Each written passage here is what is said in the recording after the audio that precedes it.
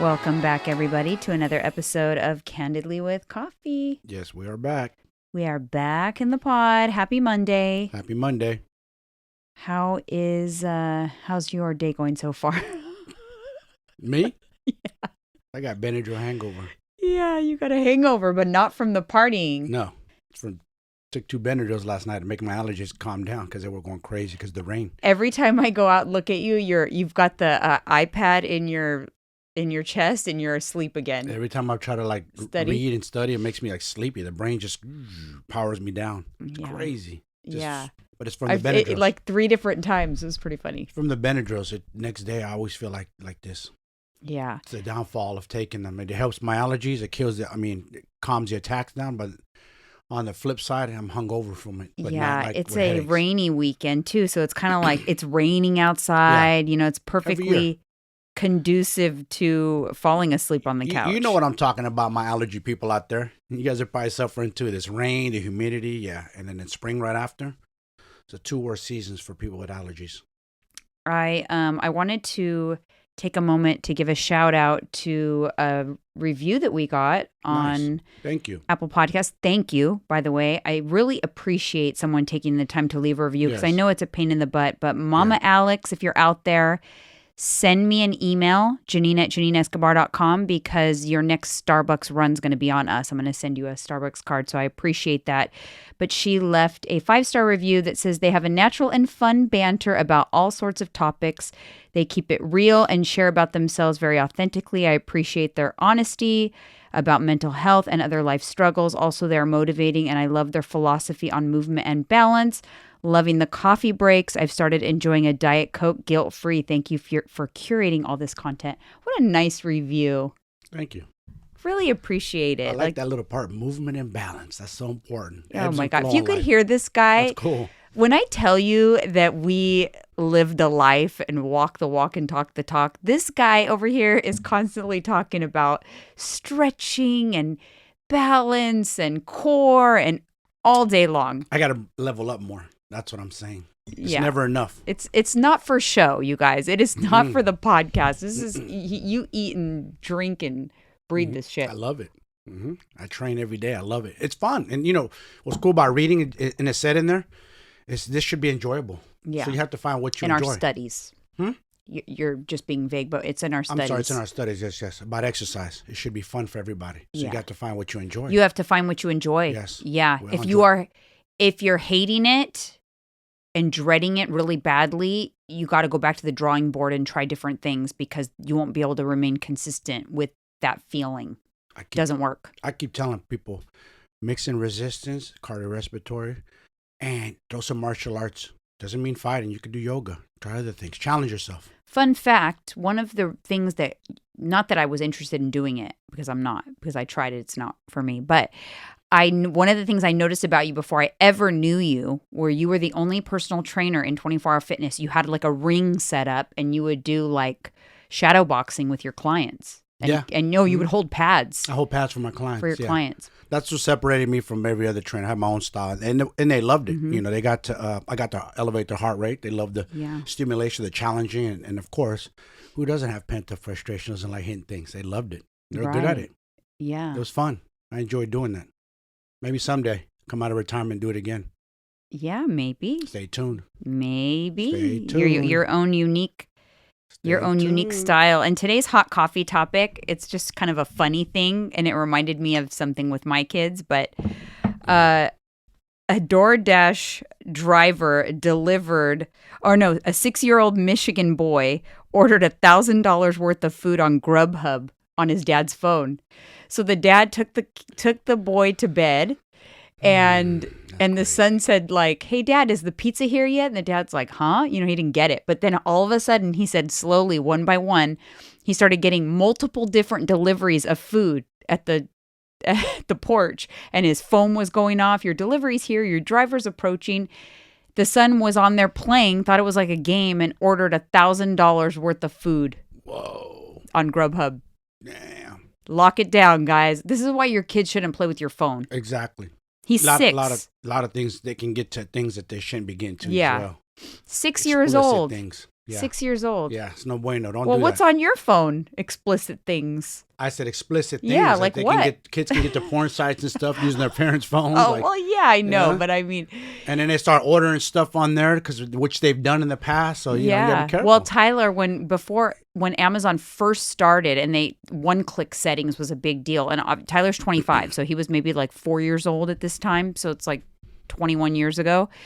He ordered an Elmo toy or something with my one-click settings because it was real easy to place an order. Mm-hmm. And that's back when Amazon was just books and toys.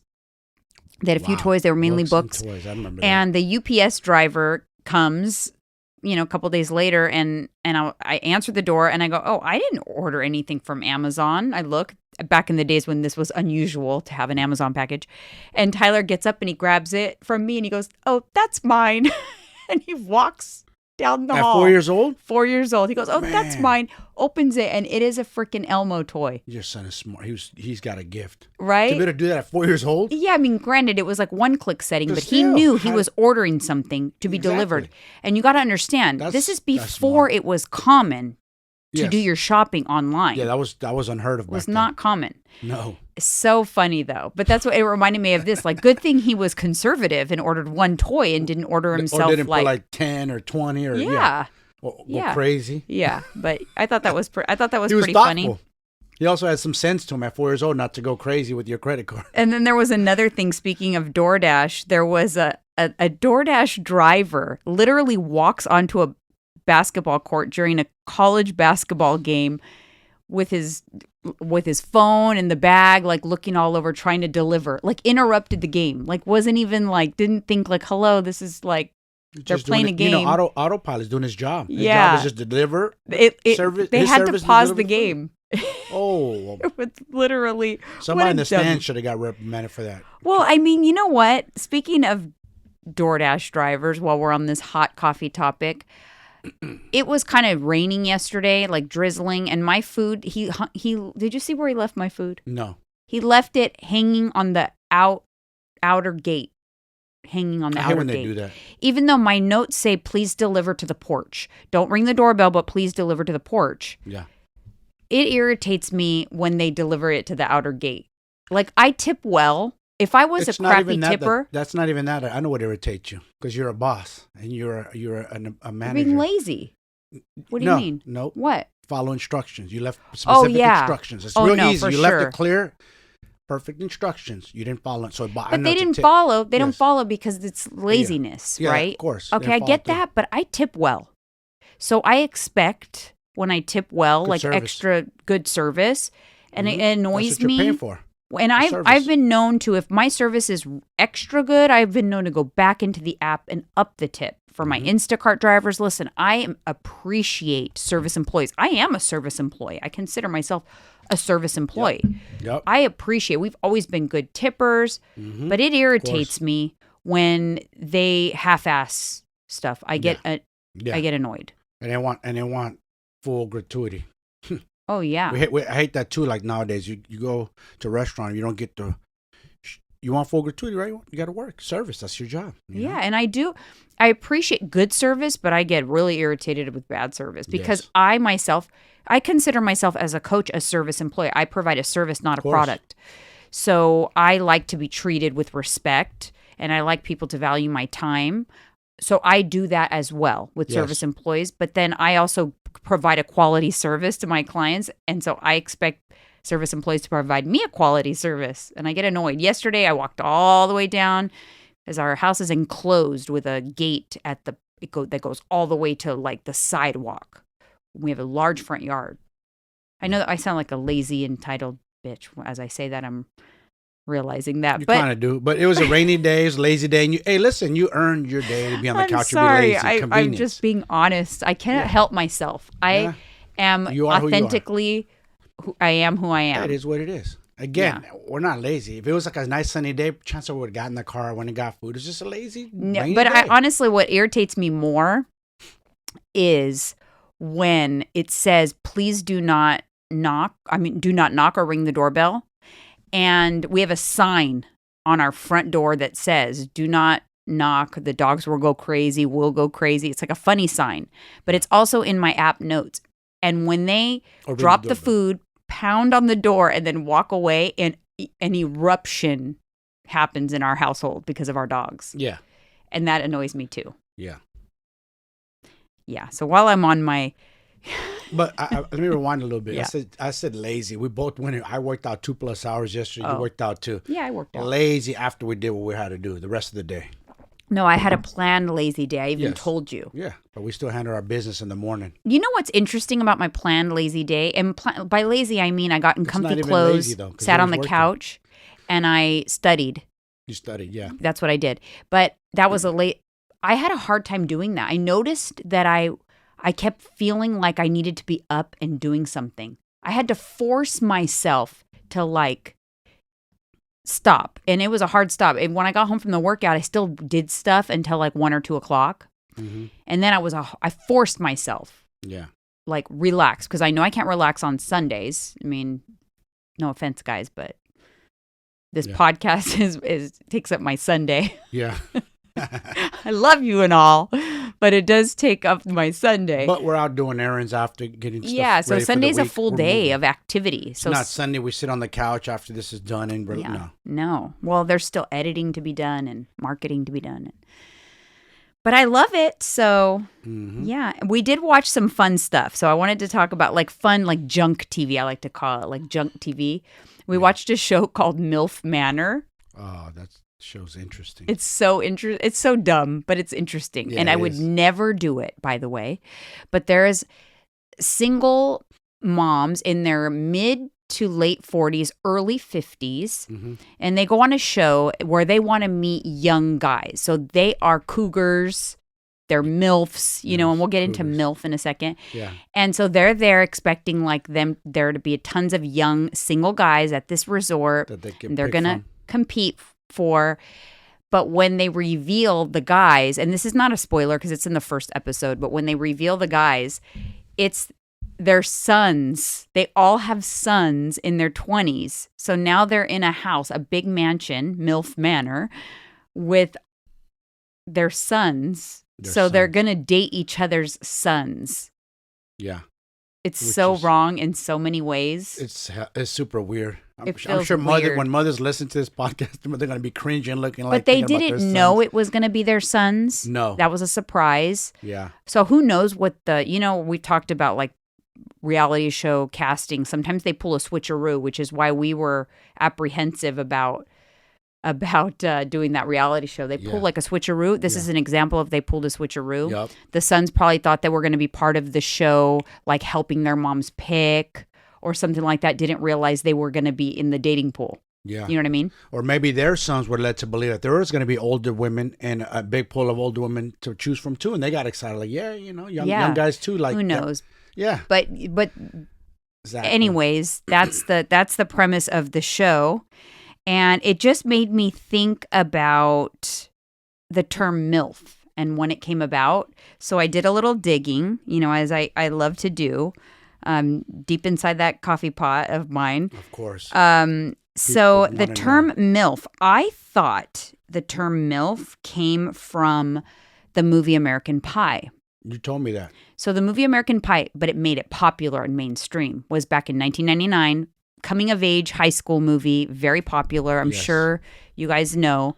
But the original MILF, the screenwriters have come out and said, look, we were not the creators of that term. That term was actually came out there was a census or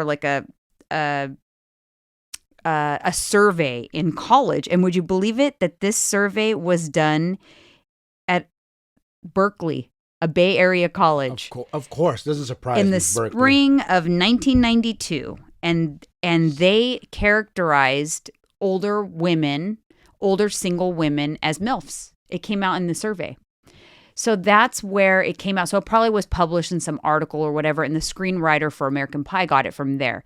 It didn't become mainstream until American Pie, the movie. And then after that, it blew up. So MILF stands for Mom I'd Like to F. Yes. Okay.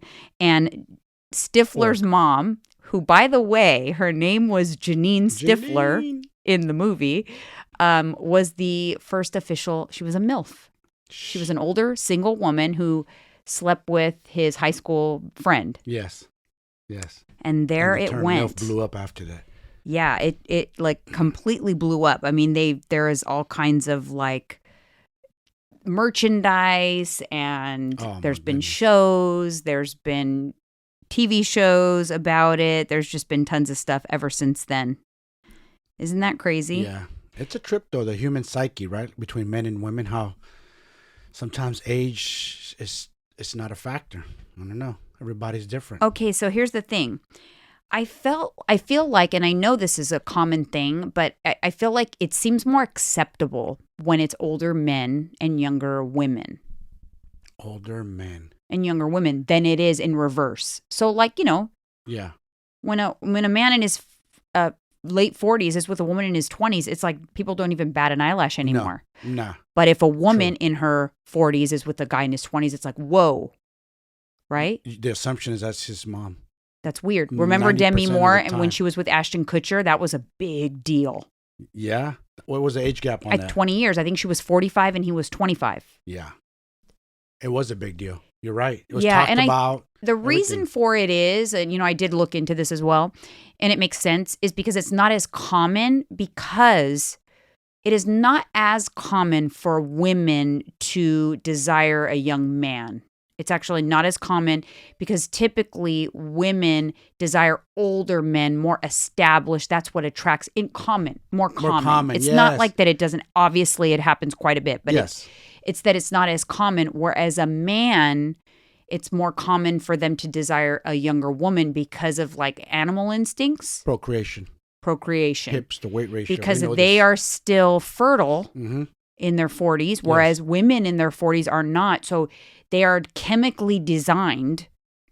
Believe it or not, guys, do a little reading. Don't get mad at my wife. She's just a messenger. They're chemically designed to seek out someone that can continue to procreate. And aren't women in their 20s omitting something different? Yeah. You guys are omitting. Well, yeah. When they ovulate, they look and smell different. Yeah. Not even noticeable. Like, not noticeable, but they look and smell different. And men pick up on that. Yes. That's crazy. Yes. Without even like I don't know if I ever picked up on that before. You know what I mean? Like I never sat down and thought like, I might pick up on some kind of hormone. But instinctually, maybe you do. And you're even more attracted to someone when they're ovulating, when they're actually fertile. Their face changes. I know we've actually talked about it before, but think about it. Think about animals. It's amazing the science. Okay, think about animals. They don't communicate. No, they do not. How do they procreate so easily? Because when the dog is in heat, which like Phoebe is currently in heat, they know. They're omitting. Charles can smell it. Oh yes. Pablo can smell it. Yes. They can smell the hormones. They know what's happening. They know she's fertile. They're attracted to her. Suddenly, Charles is so nice. Dude, he's so nice to her. See? He's being like gentle and playing with her. He thinks he's going to get some. Like she's just starting heat. She'll be fertile like in a few days. So obviously they're not spending any time alone. Nope.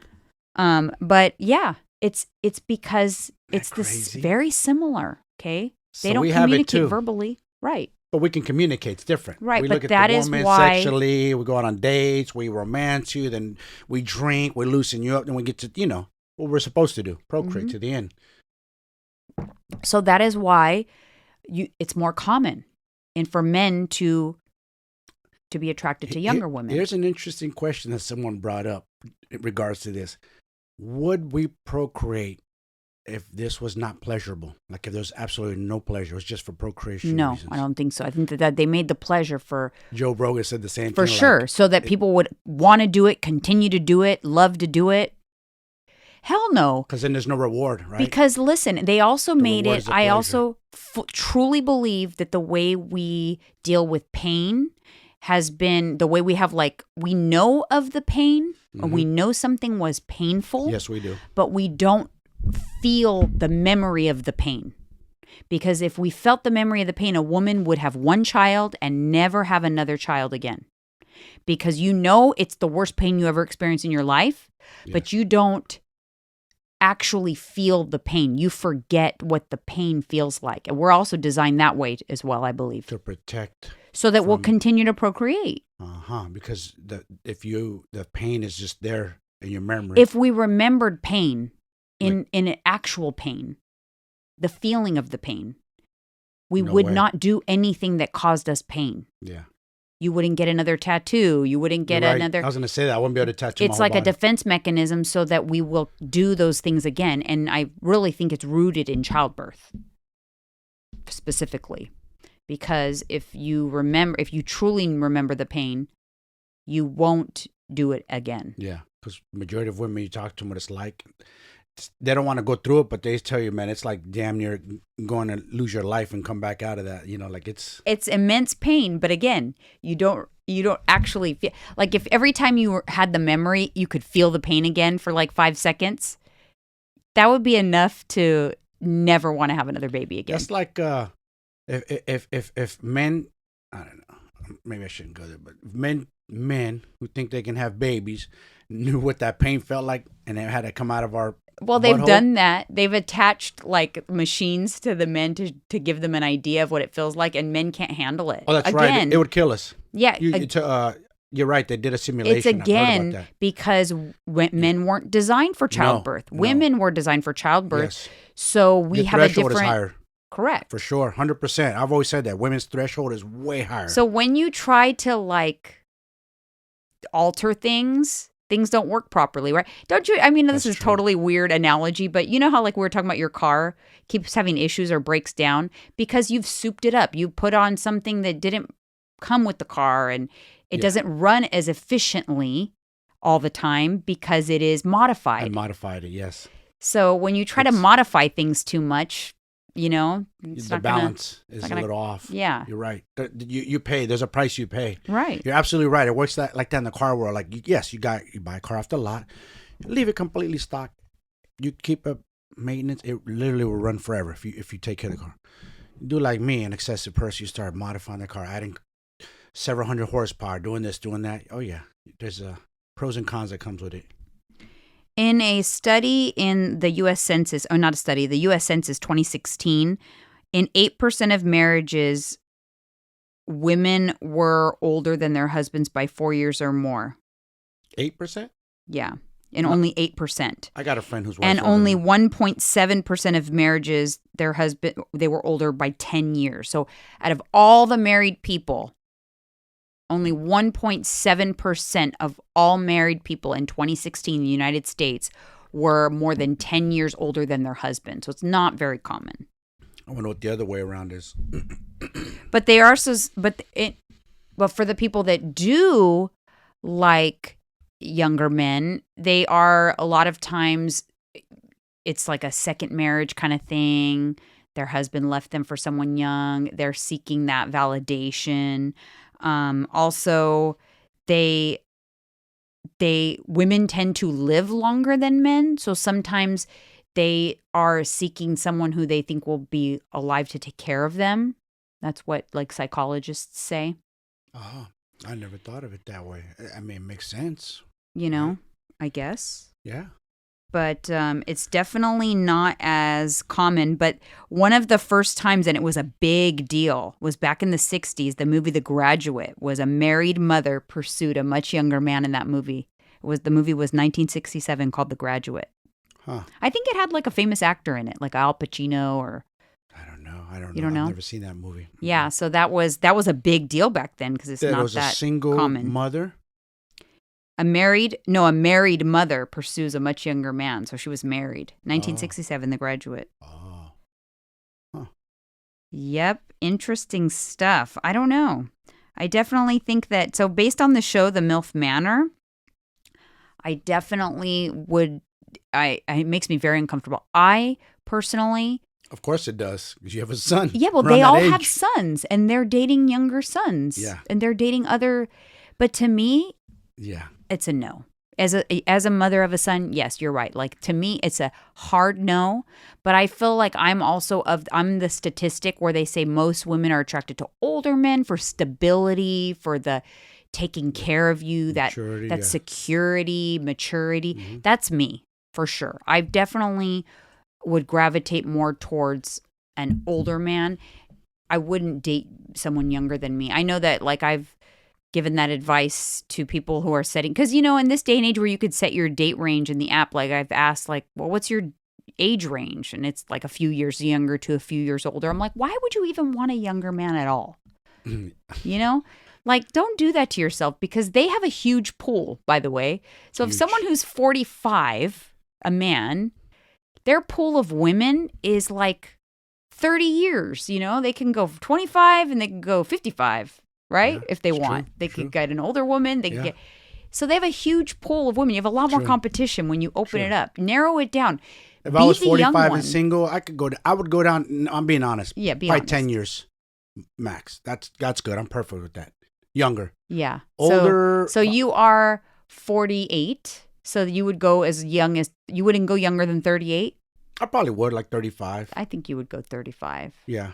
And then older, maybe like early 50s. You remember my ex was. I know, but would you go for early 50s now, though? I don't know. Because I feel like maybe you kind of wouldn't. Be honest. My age, probably. Okay, let's work. We're getting candid here. Age goes to record show. I have dated older women. I know, but I do age. feel like, you know, if you were 48 now and I was 53, I don't know.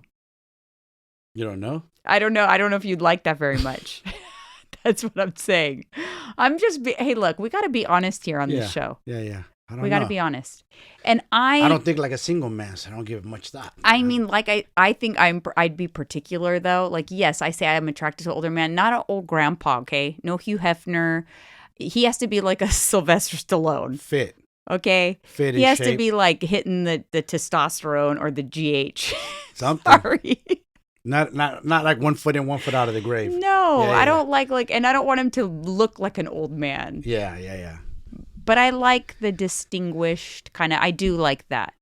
But I don't want, like, you know, and see, it's grandpa. It's funny, like you say that, older man. There's a lot of young girls in their 20s that they have a thing for older men, too. Why is that? Daddy issues. That's the daddy issues, you think? What is that? That's crazy, though. I think so. Yeah.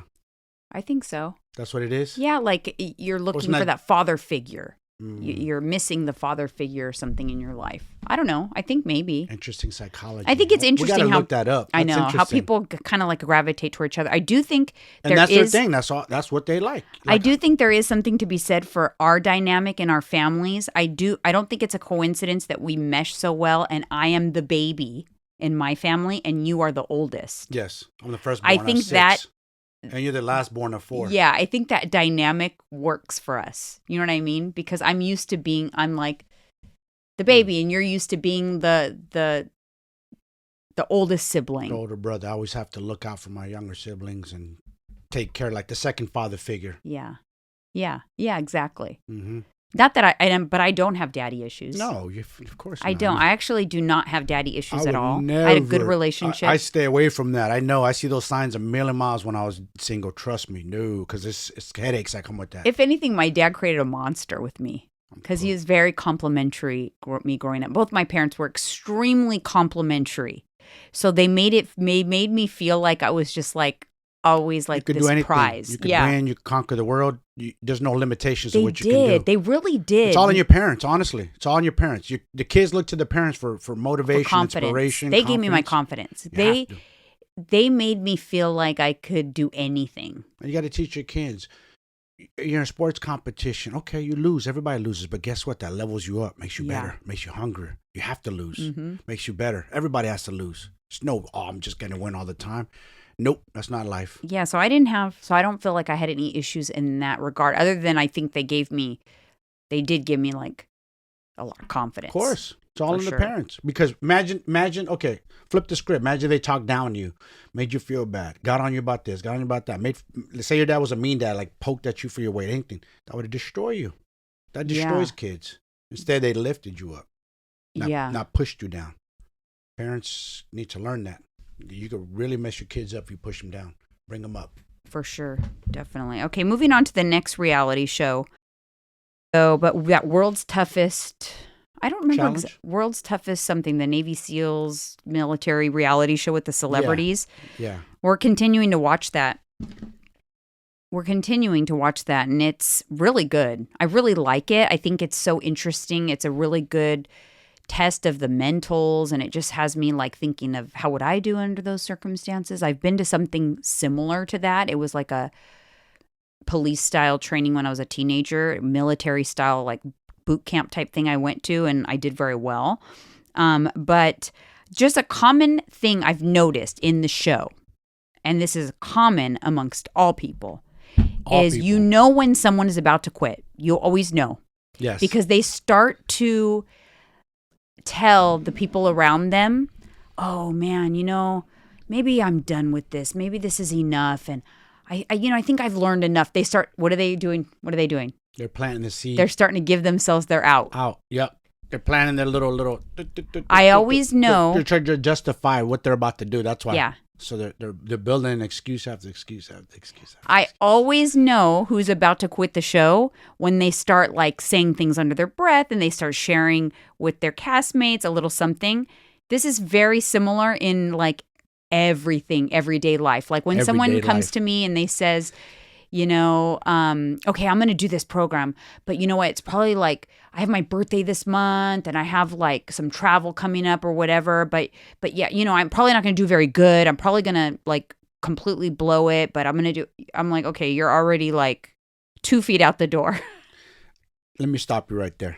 Me and you both done programs from the same trainer. Yeah. Matt Allen. Shout out to Matt. Yeah. We both traveled. We both went out. We always had things to do. Yeah. Never once did we say it to him.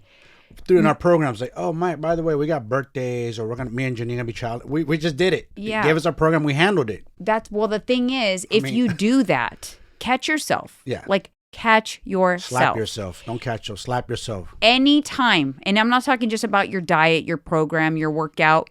Anytime. If you catch yourself kind of like saying an excuse, that will be your pathway to quitting. Yes. 100%. You ingrain that in your brain, and that's an out. Let me give you an example. There's two ways. If I say, okay, I'm going out to my birthday dinner tonight. If I don't feel good tomorrow, if I'm a little tired, I won't work out, but I'll probably go. But if I don't feel good, if I'm a little tired because I went out late, I'm not going to go. I just up the chances exponentially that I'm not going to do that workout. Yes. If I say, I'm having my birthday dinner, I'm going to have a drink, but you know what? Regardless, I am working out tomorrow. That's non-negotiable. I'm scheduling it. I'm going to lay my clothes out. I'm doing it. Same situation. I'm 99% more likely to actually do that workout now. Yes, you are. So moral of the story is stop giving yourself an out. Yeah, don't do that. Because same thing in fighting. Same thing. There's a reason why fighters train so much and they have to prepare for battle, because the minute they feel any type of pain when they're in the ring or the cage, they're going to quit on themselves. But if they've gone through that in training and battled through those pains, chances are they're not going to quit. It's fight. Life is a fight every day, you guys. Stop quitting. People quit too easy. Stop quitting on yourselves. Don't give yourself an out. Because then it makes it too easy. It's almost like, think about, you're creating a path. It makes it a lot easier to follow that path. Don't make it easy. Don't make it easy to quit. Make it hard to quit. How do you do that? How do you make it hard? Yeah. Tell people. I tell you, hey, I'm going to work out no matter what tomorrow. Yep. I tell you, or I tell you, hey, it's already 6 o'clock. I don't have my steps in, but I'm going to get my steps in. Right after this, I'm going to do this. Yes. I don't tell you for my good health or just tell you so you can give me a pat on the back. I tell you because if I tell you, hey babe, you said you're gonna do an hour walking today with me. What or happened? 3 miles. Yeah. What happened? I tell you Where'd it go? Because it helps me to hold myself accountable. Yeah. So when somebody comes to me and they say, "Hey, I'm going to do this program, but you keep it private, right?" Which I do keep it private because I'm not going to tell anybody. Because if I'm not successful, I don't want anybody to know. That's an out. That's a huge out. You want to increase the chances of success? Shout it to the rooftops. Yep. Tell your mom, tell your sister, tell your brother, tell your social media family, tell people. And those that are not supportive, you need to really look at them with a closer lens, because everybody should support you on your journey no matter what it is. And I tell you, listen, I practice this. I practice this with my own clients. Yeah. I tell them about myself. I don't have to share that, but I do. I'm using them to help me too. hold me accountable. Yeah. Hey guys, I'm entering in a calorie deficit. I could go into a secret calorie deficit because shoot, what if I'm not successful on it? Then I'm going to have to show my face to my clients and say, hey guys, I'm in a calorie deficit, but I tell you guys to do it, but I can't follow it. Yes. No, right? I could be that type of coach, but no, I'm like, nope, I'm in a calorie deficit. I'm telling you guys, I'm going to document it because I'm holding myself accountable. Yes. I tell you guys not only because I want to share it, I want to teach you. I also tell you because I need to hold myself accountable. Yeah, it's true. You know? Yeah, exactly. Because when you're doing your little videos in the mirror, people are like, hold up, she's not following her own program. What's up with that? That's why you got to get yourself a coach that practice what he or she preaches. Yeah, that's the only rule. Yes, you have to. I'm sorry, but that's the way it's got to be. That's one of my biggest pet peeves is when I see, and I know this is actually a controversial opinion, but oh well. Okay, it's my opinion. It's your opinion. Because a lot of coaches say like, you absolutely do not have to be like in shape and have your own self figured out to be a good coach. You can still help people. So they're giving themselves an out. I don't agree with that. They're giving themselves a huge out. Let this be, I'm not saying you have to be perfect and have a perfect body by any means. No. But if you have not been able to figure out yourself, how can you help others? It's easier to figure out yourself than it is to help other people. Because people forget, it's the psychologists you got to figure out in other people. Right. You know what I mean? You got to figure out what their do's and don'ts and what their ticks and icks and all that in there. You got to figure that out. But I just have a really hard time buying that mentality that you can help other people, but you can't help yourself. Yeah, no. But you're good, but you can't do it. Like if I'm sitting there and I'm telling, and look, I'm not in menopause yet. I'm not 55 yet. But when I'm 55, I'm going to show you that at 55, a calorie deficit will still work. That's my mission. Yeah. I'll show you that you could still be fit at 70. I got to wait till I'm 70 to prove it. Yep. I believe it now. Yes. But I got to wait till I'm 70. The only thing I can prove right now on myself is what I can do myself. So now I've proven to 47-year-olds in perimenopause, calorie deficit still works. I will prove it every step of the way. Yep. Okay. Debunk. Well, what if I was 47 in perimenopause, gained that extra weight around the midsection, wasn't able to lose it? In fact, it starts to creep back up. So, but I'm helping women in their 40s and 50s lose weight, telling them how to do it. That they can do it. But I can't do it on myself. So I start doing my videos on Instagram. It's just my face. Hi guys, join my program. Neck up, posting old pictures. All of a sudden, I see it all the time. She's giving you a little bit of exposure behind the scenes of what people be doing. I'm just telling you that fuckery. I don't agree. And there's some very popular coaches out there. Say it. That's okay. Don't say I'm their not name. going to say who they are, but I'm going to say there's very popular, like that preach that. Lots of followers that preach that struggle behind the scenes big time. Yeah. Big time. Closet eaters. They just don't walk the walk. That too. You know? And I don't get it. I don't get how you can tell people to do one thing. But you can't figure out your own psychology. Right. Your own psychology, your own mental, because it's all in here. Behaviors, routines. Everything the body will follow and do, but it all starts in here. You know, that's where it's at. And if you can't figure out yourself, I don't think everyone needs to be perfect all the time, but be authentic with where you're at all the time. Yeah, be real. That's the problem. Is you don't know who's real, who's fake, and it ruins it for people who are real. It does. Because there's so many fakes out there, and they're good at it too. It does. You know, they're very good at it. There's a little bit of So it's interesting psychology. Someone once said, psychotic people are actually very smart and manipulative and very conning. They possess a lot of gifts. Mm-hmm. And it's a little psychotic when you're kind of lying. You're kind of deceiving your audience. You're being deceitful. You're not being honest. And they're paying you for a service, and they're thinking they're getting that service, but you're not being honest. Like, come on, man. I mean, to me, it's huge in the coaching field, especially for men or bodybuilding or whatever, because you don't openly see people talk about their steroid use and their performance enhancing drug use. That they'll talk about the supplements they're taking, the creatine, the protein shake. Yes. They'll talk about their coaching program and how they can transform you. And not until you are in that program and deep within with them will they sometimes then reveal the truth, and then they try to get you to join them as well. If you really want to make a change, do this and that. But they don't openly say like, hey, guys, this is my physique and I got it by, I I do work out every day because it's not an easy way out necessarily. It's let me stop you because I belong to that club. Yeah. I started working out in hardcore gyms around 17, Powerhouse Fitness, where I met my best friend Mo. It took a few years. We got in with the bodybuilders, but it took a few years to get in with them. You know, we proved our worth in the gym. They see how serious we were. It took a few years, and then they finally started admitting what gear they're on. But it took a while. Takes a while. It takes a while, and then you start working out with them. I've worked out with pros. I won't say which names, and got to get with them. And yeah, for sure, it's like a little privileged boys club of testosterone maniacs in the gym. But yeah, it's a trip though. You're right. It's like a little secret society within the gym. It is. And not every guy's privy to it. And back then, if you weren't benching 315 and up, you're not part of our club. You're little. Get out of here. Go with the little dudes. If your arms ain't 18 inches and up, you're small. Get out of here. That's how it was back then though. Very cliquey. The thing that's a problem for me is if you are coaching other people or selling supplements or things like that, then you should be, I think that, well, that's a private decision, but if you're selling supplements though, you need to be honest about what you're doing. Yeah.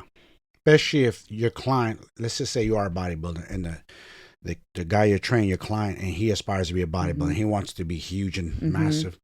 You need to explain them what they need to do to get to that level. Don't fool them by telling them, take this protein powder and take this and this supplement. It's not the same. Sorry.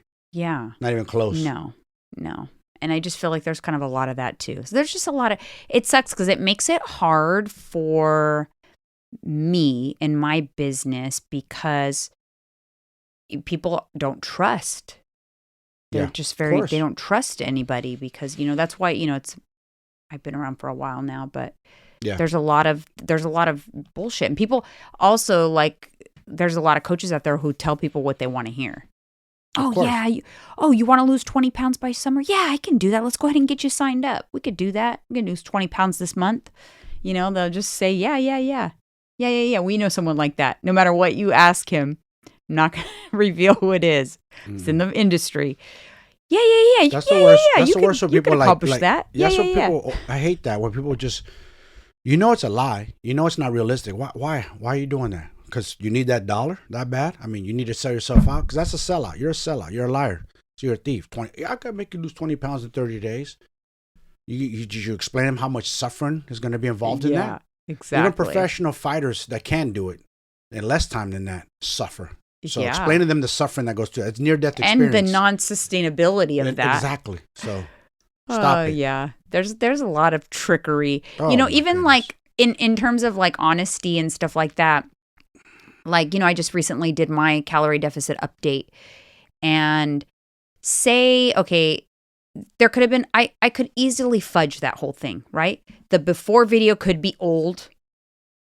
Okay. Yes. I could have done that video during the pandemic. Could have banked or something. Okay. Could have banked it. Could have had an old video and then just tried on the jeans now. I could say maybe I went and got a procedure done, like cool sculpting or whatever that worked. But then I'm coming on saying I got this in a calorie deficit. That's the kind of stuff that's out there. I try my hardest to circumvent the haters and say that's why I did a video. Yeah, of course. I moved so you didn't see. So they can't say that you because I've been accused of it before. Do you remember that one time? Because I stand in front of this shelf right here, and someone said this shelf looks warped. I've never done that ever to any of my pictures, by the way. Never. In fact, I had a former business partner who she's the one who handled our social media. I had nothing to do with it. And I didn't know for a long time, but she would edit the pictures. Mm-hmm. She would edit the pictures with that tool, would make the waist smaller and stuff. And I'm like, oh my God. No, I don't want you editing my pictures. Yeah. And I found out because we got into an argument about photos because I had a bunch of pictures she had some pictures from a trip we were on her phone. This is how I found out she edits the pictures. Yeah. And I kept saying, hey, can you airdrop me those pictures? I want the pictures. I want to post it. And she kept avoiding the question. I finally said, hey, send me the pictures. Yeah. And she blew up and yelled at me and said, no, I'm not giving them to you because you post unedited pictures.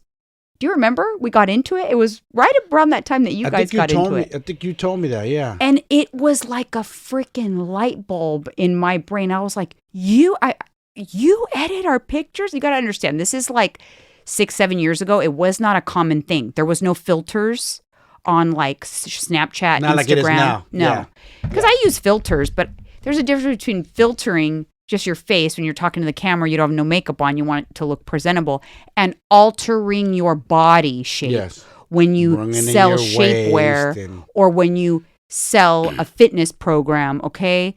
And it was like a light bulb. I was like, oh my God, you edit our pictures? Like, what are you talking about? What kind of editing? Yeah. You know? I didn't know. Man. I didn't know. But that's so common now. Almost everybody edits their pictures now, right? Yeah, I mean, some editing is okay. Yeah. It depends on what type of editing. I'm not saying I'm against all editing. Listen, every magazine you've ever picked up, every commercial, everything's edited, airbrushed somewhat. Of course. But there is a difference between completely changing your BMI body structure depending on what you are doing, right? You know, if you are selling a lip plumping lip gloss and you make your lips, you know, enlarge your lips using a filter and saying, look at this amazing lip gloss. I made my lips this much bigger in this amount of time or something. That's false advertising. Yes, it is. There's actually a lot of rules and stuff around that now. They're getting tighter with it too. They should be arrested and prosecuted. Like in Truth in Advertising, there's this huge you're not selling scandal on TikTok with this girl. She's a makeup influencer. She has like 15 million followers. She did a sponsored post for L'Oreal mascara. And in the video, she's putting the mascara. And then after she goes, look at how good this mascara is, so amazing. And then you could tell she put false eyelashes on in the video. She got called out.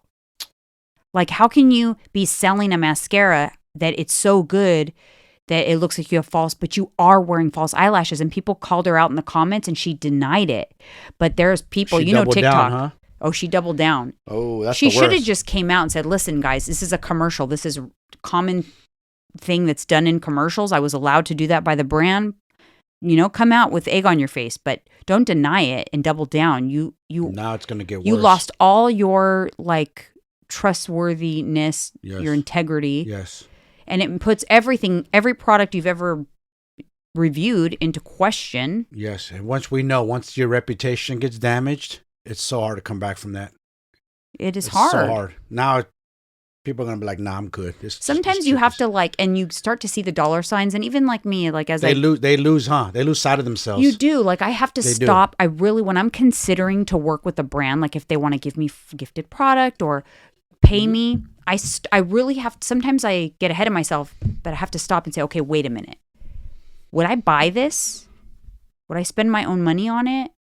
Like, do I really love it? Like, am I willing to really put my name on it? And a lot of times lately, it has been no. I've been even more particular lately, and I get more particular as I get larger and as I have more of a following, because I really value my integrity when it comes to stuff like that. Like when I talk about like the bodysuits, the workout clothes, like even this top actually was one of my, I recently talked about it. I love it. And that's why I talk about it. But you have to sometimes say no to money and say no to free stuff or whatever. But you know the percentage of people that probably do not, babe?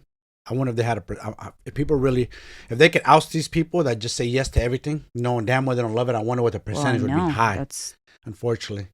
It just all boils back down to all of this misleading stuff that exists in social media. It's kind of like why I do this podcast. It'll come back to haunt them, though. It'll come back to bite them. Eventually, you're going to get caught up. Yeah, eventually. You're going to endorse something or put your name in. This is great, and get busted and get ousted. Did Anna Nicole Smith get in trouble for promoting something like Hydroxycut or something like that? No, it wasn't that brand. It was something It was a different one. Yeah, it was a different one. Slim. What was the one? God, I wish I Dang. So long ago. It was a diet pill, though. Yeah. And she was... That was the first one. She had blown back up. She was huge, and she was like in hiding or there's something like that. Yeah, again...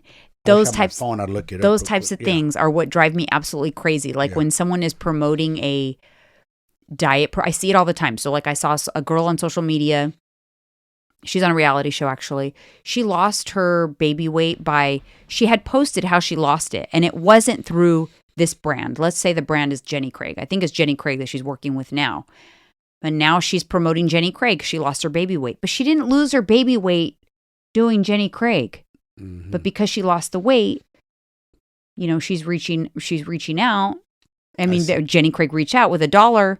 Here's some money, but you can't go on and say you lost your weight with Jenny Craig. Now they show her before and after, but that wasn't with Jenny Craig. You posted it on social media as you were losing it. You never talked about Jenny Craig. Ooh. And now it's Jenny Craig. Yeah. That's what kind of, but TikTok then, but then the fine line on the commercial, the tiny, tiny, tiny print will say like, this is a dramatization. And that's how they get away with it. Yes. There you go, people. Just give me the tips. That's what happens. It's like isn't it, doesn't it boil your, I know it boils your blood. The fuckery behind a lot of this stuff, right? It's like a little curtain, like look behind curtain number 2. There's always that. Yeah, because you know why it does? Because I feel that because of my integrity to things, I'm not as successful as I could be. Does that make sense? Yes. Money-wise. Yes. Money-wise. Yes. Because I'm not willing to you could do a lot of this, trickeries, that, and the other about products or sign on with certain things because I'm like, oh, no, I can't. I'll have someone reach out, but do you understand how much money you would make? Like, this is how much money you could be bringing in a month. And I'm like, I can't do that because I know that product doesn't do that. Yeah, right. Like, I can't. I'm sorry. Nope. Mm-mm. That's true. I cannot compromise. I'm not perfect. I'm not going to say I've never told a lie or fibbed or of course stretched something, but my integrity is important to me when it comes to this kind of stuff. Yes.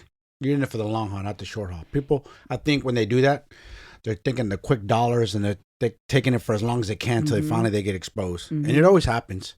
Always happens. Okay. Yeah. Example.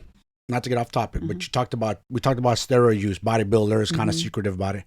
Whatever, it's their business. I don't have to advertise. But the one dude who got exposed and it bit him in the ass is the Liver King. Super. More people are going to fall like he did. And I say he fell. I'm sure he still has his money on, but you don't hear about him no more. No. Like he fell from grace. He had a good run. You'd hear about him on social media. I would see him on my feed a lot. He had to take a step back. I feel like a lot of those are coming. That's like a domino effect usually when that happens. There was a supplement company too that fell a while back. Yes, Shreds. There you go, Shreds. What was the controversy with Shreds? Okay, so the controversy with Shreds was they called it Adobe Gains. They got busted out because like I said, remember years ago, editing pictures wasn't very common. But the Shreds athletes, they became like social media sensations when social media was first starting out. Yes, they did. They were like these group of fitness people that they had these crazy bodies. Yes. And they promoted this brand called Shreds. Yeah. And they basically made it seem like they took these supplements and had this amazing body. Yes. Well, people before the TikTok investigator days, but people exposed them started to like on Reddit and like YouTube started exposing them that they were editing their pictures. They got real pictures of them currently. And they called it Adobe Gains, like the Adobe photo edit software. Mm-hmm. They had Adobe Gains. They started to expose them. That was one thing they did. And another very shady thing that also made this company fall from grace is their athletes were doing contests. They would say like, enter my transformation contest, $10,000 prize for the winner, and nobody was ever winning the prizes. So they were collecting all of this money and they were fake winners. They would make up somebody out of because they didn't want to pay out the $10,000 prize or whatever. So fake winners. And so they got exposed and who was associated? There was a couple very famous people who were associated with them. They kind of had to disappear a little and rehab their image. Paige Hathaway was one. Oh. And who was the other? Eva, what's her name? Eva Marie from the WWE. She was one. She was a Shreds athlete? Do you remember we went to the Olympia? She was there. I mean, people would go nuts. They were like huge celebrities in the supplement world. You met Paige Hathaway, San Jose. Yeah, she was there with Shreds. Oh, yeah. Uh-huh. And they fell from grace because they weren't being authentic. They got canceled before cancel culture That's true. was even a thing. I'm not sure. That supplement company may still be around. But let me tell you, they were making money hand over fist. Oh, they had everybody put up in like the same apartment building in Orange County. Yes. And they would all like make kitchen. shakes and that. And they had like their offices were in the apartment building and they would have photo shoots and they were paying their athletes like a set amount of money every month. And they were killing the game. Yes, they were. But the higher you climb, the harder you fall. Yes. When you're not authentic, it will catch up with you. Mm-hmm. And not to say that the owner of the company, he was brilliant. He was ahead of his time. Yes, he was. In terms of social media and the way and a lot of supplement companies do the same thing. He paved the way for them. But I don't think he necessarily had anything to do with the alleged misdoings of the athletes. Yes. This is all alleged, by the way. Allegedly. There you go. Allegedly, this is what happened with them, but they fell from Grace Hart. But you know what? Like you said, eventually, when you play the long game, then you don't have to worry about that kind of stuff. You don't have to worry about skeletons coming out of the closet because people will find out eventually and expose you. Yeah, if you are people love to expose liars or blow up people who are abusing the systems. I call it. They're not playing the game the right way. Yeah, like if and when I do, those are like cheaters. Cheaters are getting exposed. Basically, that's what they are. You're cheating the system. Yeah, like eventually, comes back and it give it back. I mean, so for me, anything related to, not like I feel like I have to share everything about my life, but anything related to like my weight or the shape of my body, my muscles, things like that, training. I need to be forthcoming. So if, for example, if I decide to do like hormone replacement therapy, I will absolutely come forward with that, talk about it. Oh, me too. My experience with it. TRT, I'll say it too. I'm not ashamed. Yeah, I will come because I think it's a responsibility because of what I do.